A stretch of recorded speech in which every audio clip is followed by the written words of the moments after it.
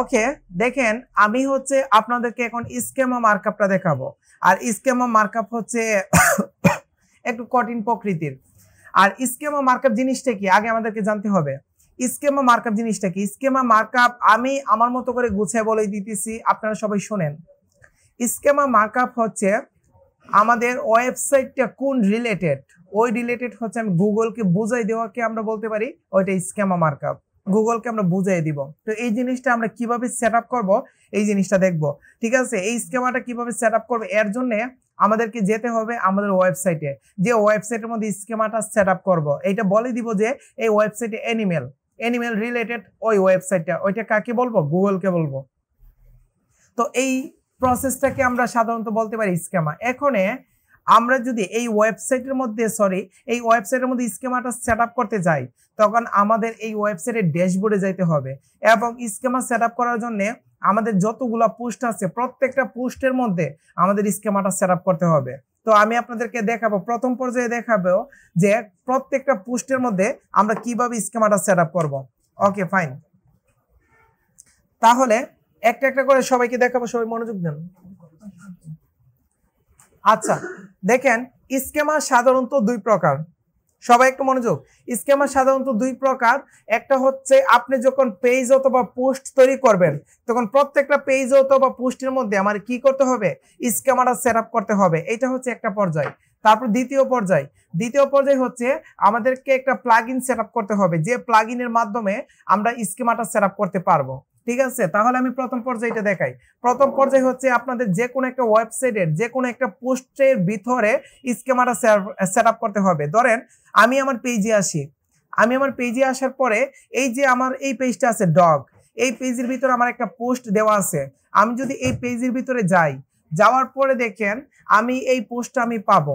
এই পোস্টটা পাওয়ার পরে এই পোস্টের ভিতরে আমি কিভাবে স্কেমাটা সেট আপ করবো এই জিনিসটা আমি আপনাদেরকে দেখাইছিলাম। কিভাবে আমি যখন র্যাঙ্ক ম্যাথ আমার যে প্লাগইনটা আছে এই প্লাগইনে যখন ক্লিক করার পরে আমি যখন হচ্ছে আমি এই যে ডান পাশে ফোকাস করব, এখানে স্কেমা লেখা আছে, এই স্কেমার মধ্যে যদি ফোকাস করি তখন দেখবেন এটা হচ্ছে স্কেমা। তখন আমি কি করব? স্কেমার মধ্যে এখানে ক্লিক করে আমি এডিট ফাংশনে ক্লিক করব, আর্টিকেলের এডিট ফাংশনে ক্লিক করব।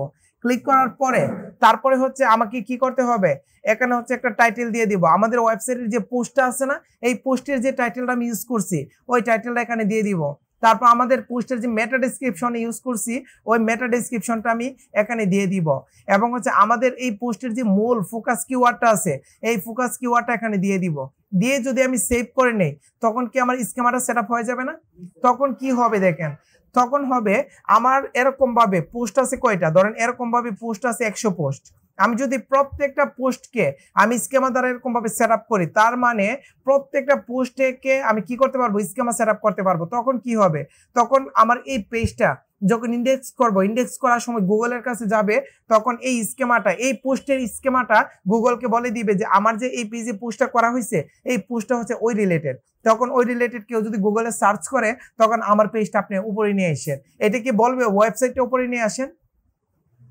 এটা কিন্তু ওয়েবসাইট বলবে না, বলবে আমার পোস্টটাকে আপনি উপরে নিয়ে আসবেন। তার মানে আমি প্রত্যেকটা পোস্টের ভিতরে আমার স্কেমাটা সেট আপ করতে হবে এরকম ভাবে স্কেমাটা সেট আপ করতে হবে। এই জিনিসটা সবাই কনফার্ম? ওকে, এখন তাহলে আমি আপনাদেরকে এই জিনিসটার পরে আমি আপনাদেরকে এখন দেখাবো প্লাগইনের মাধ্যমে এই স্কেমাটা আমি কিভাবে সেট আপ করতে পারবো। আচ্ছা ওকে, আমি একটু ব্যাক করি। আমি যখন স্কেমা সেট আপ করবো, আমি স্কেমা সেট আপ করার জন্য আমাদেরকে একটা প্লাগইন দরকার পড়বে। দেখেন আমি যে পোস্টের ভিতরে যে স্কেমাটা সেট আপ করছি ওইটা তো আছে, ওইটা থাকা অবস্থায় আরেকটা স্কেমা সেট আপ করতে হবে। এটা কিভাবে করবো? এটা যদি করি তখন আমার এটা গুগলের মধ্যে র্যাঙ্ক করবে। তো এর জন্য আমাকে একটা প্লাগইন সেট আপ করতে হবে। তার জন্য আমি প্লাগইনের ভিতরে ক্লিক করব। প্লাগইনের ভিতরে ক্লিক করার পরে অ্যাড নিউতে ক্লিক করব। ক্লিক করার পরে আমি সার্চ বারের মধ্যে আমি লিখব all in one schema. All in one schema লেখার পরে আমার অনেকগুলো কি পাবো? অনেকগুলো প্লাগইন পাবো। এই যে প্লাগইনটা আছে না আমার schema all in one schema rich snippets, এই প্লাগইনটা আমরা কি করব? আমরা ইনস্টল করে নিব। এটা স্কেমা সেট আপ করার প্লাগইন। আমরা ম্যানুয়ালি করব এবং হচ্ছে আমাদের এখান থেকেও করব, আমাদের প্লাগইন দ্বারাও করব। তো এই প্লাগইনটা সেট আপ হওয়ার পরে এখন আমি বর্তমানে কোথায় আছি? এখন বর্তমানে দেখেন আমি যদি নিচে আসি, ইউএসটির নিচে রিচ স্নিপেটস এর মধ্যে আসি না, তার মানে আমি বর্তমানে এই প্লাগইনের ভিতরে আছি। এই প্লাগইনের ভিতরে থাকা অবস্থায় এই প্লাগইন আমাকে কিছু শর্ত দিয়ে দিছে। কি শর্ত দিছে? বলছে আপনি, আমি একটু জুম করে দেখাই, আমার এই প্লাগইনটা আমাকে কয়েকটা নির্দেশনা দিয়ে দিছে। বলছে আপনি যদি আপনার ওয়েবসাইটে যদি আইটেম রিভিউ রিলেটেড হয়ে থাকে তখন এখান থেকে এই স্কিমাটা সেটআপ করবেন। আপনার ওয়েবসাইটে যদি ইভেন্ট রিলেটেড হয়ে থাকে এটা সেটআপ করবেন। আপনার ওয়েবসাইটে যদি নির্দিষ্ট পার্সোনাল হয়ে থাকে তখন এটা সেটআপ করবেন। আপনার ওয়েবসাইটটা যদি কোনো প্রোডাক্ট ভিত্তিক হয়ে থাকে, প্রোডাক্ট, যে কোনো প্রোডাক্ট মানে অ্যাফিলিয়েট মার্কেটিং বলেন, অথবা আপনার কোনো প্রোডাক্ট আছে এরকম হয়ে থাকে তখন এটা সিলেক্ট করবেন। আবার যদি আপনারটা যদি কোনো খাবার রিলেটেড হয়ে থাকে তখন এটা সিলেক্ট করবেন। আপনার ওয়েবসাইটটা সফটওয়্যার ভিত্তিক হলে এটা সিলেক্ট করবেন। কোনো ভিডিও ভিত্তিক হলে এটা সিলেক্ট করবেন। কোনো ভিডিও যেমন ইউটিউবের কথা আমরা বলতে পারি। তো তারপর হচ্ছে বলছে কোনো আর্টিকেল মানে ব্লগ সেট যদি তৈরি করেন তখন এটা সিলেক্ট করবেন। এবং হচ্ছে যদি কোনো সার্ভিস দিতে চান, কোনো প্রোডাক্ট রিলেটেড কোনো সার্ভিস দিতে চান তখন এটা সিলেক্ট করবেন। তো আমার যে ওয়েবসাইটটা আছে ওই ওয়েবসাইটে হচ্ছে অ্যানিমেল রিলেটেড। এইটা এর ভিতরে কোনটার ভিতরে পড়ছে আপনারা একটু বলবেন? এর ভিতরে কোনটার ভিতরে আমার সাইটে পড়ছে? আমার সাইটে কিন্তু আর্টিকেলও বলতে পারবো, আবার সার্ভিসও বলতে পারবো। আমি কিন্তু অ্যানিমেল রিলেটেড একটা সার্ভিসও দিতেছি, এটাও বলতে পারবো। আবার কি বলতে পারবো? আর কোনো কিছু বলতে পারবো না, প্রোডাক্ট বলতে পারবো না। দেন আমি আর্টিকেল অথবা সার্ভিস রিলেটেড বলতে পারবো। তো আমি কি করব? আমি আর্টিকেল অথবা সার্ভিস দিয়ে আমি আমার কাজটা আমি দেখাতে পারবো। ঠিক আছে। তারপরে এর ভিতরে হচ্ছে সবচেয়ে অ্যাডভান্স হচ্ছে আমাদের প্রোডাক্ট ভিত্তিক। আমাদের প্রোডাক্ট ভিত্তিক হচ্ছে সবচেয়ে অ্যাডভান্স, মানে এখান থেকে হচ্ছে এইটা যদি সিলেক্ট করি তখন আমি খুব অ্যাডভান্স লেভেলের আমি এসইওটা করতে পারবো।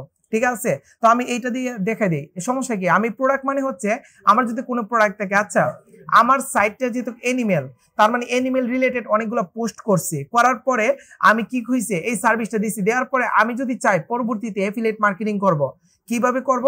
কারণ আমি যদি চাই যে আমার ওয়েবসাইটের ভিতরে আমি যে অ্যানিমেল নিয়ে পোস্ট করতেছি, উন্নত কান্ট্রির কথা যদি চিন্তা করি, উন্নত কান্ট্রির মধ্যে দেখেন অ্যানিমেল কিন্তু বিক্রি করা যায়।